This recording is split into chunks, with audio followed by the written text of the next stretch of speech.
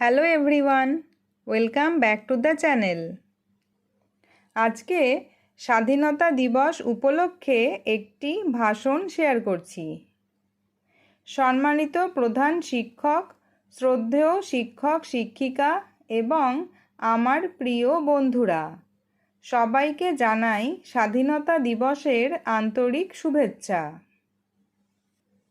আজকের এই দিনটি প্রতিটি ভারতবাসীর কাছে অত্যন্ত গর্বের দিন।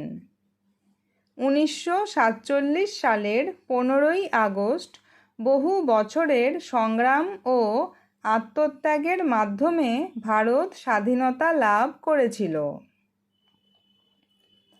আমাদের স্বাধীনতা অর্জনের পেছনে অনেক বীর বিপ্লবীর অবদান রয়েছে।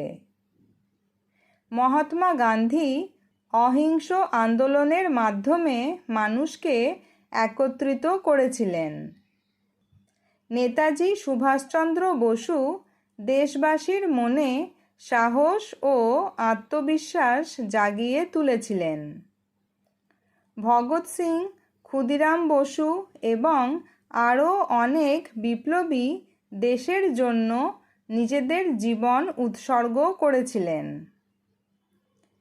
স্বাধীনতার অর্থ শুধু শত্রুর হাত থেকে মুক্তি পাওয়া নয়।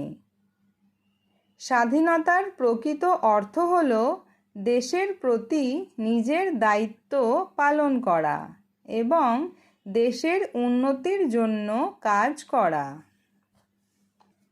ছাত্রছাত্রী হিসেবে আমাদের দায়িত্ব হল মনোযোগ দিয়ে পড়াশোনা করা, অন্যদের সম্মান করা এবং দেশের সুনাম বৃদ্ধি করা।